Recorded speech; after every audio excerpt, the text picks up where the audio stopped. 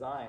I think you did a great job, especially on the neutrals, like really finding variation in those whites, because you're not just uniformly doing the same thing here as you're doing here. So I think that worked out really well.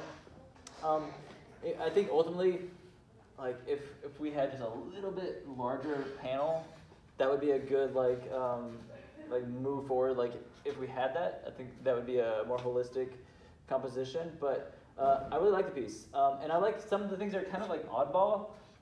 Like the shape here, it pushes back, but it's also very flat because it's very like thick.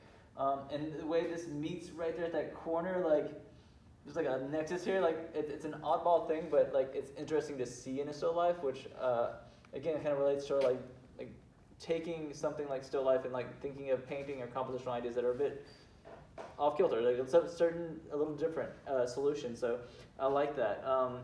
I think these came out really, really nicely. I think you are starting to develop, even though there's a limited palette, I get a sense of what your palette might be as you would like do your own independent work, and it's kind of nice because it's soft in terms of like value, but like there's strong reads on like warm and cool that feel very like holistic, like your pinks and your oranges versus these like cooler green grays, and like even just the cooler variations on the skin tone work out really well.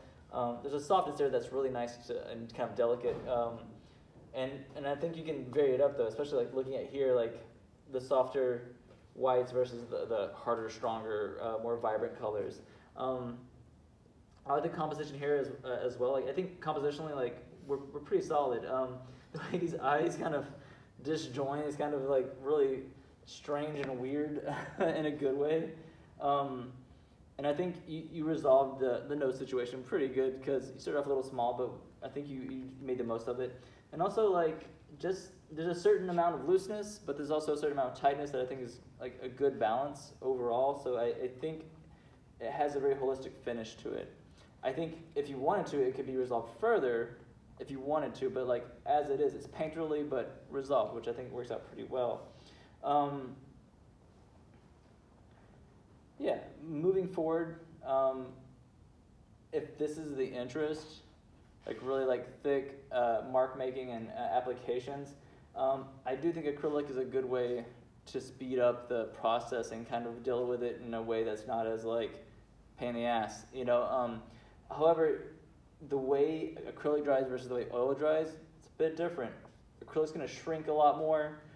As the water and kind of the liquid kind of evaporates out of it and it dries, it's going to really shrink and hug that surface, whereas oil is going to stay about roughly the same consistency as you left it.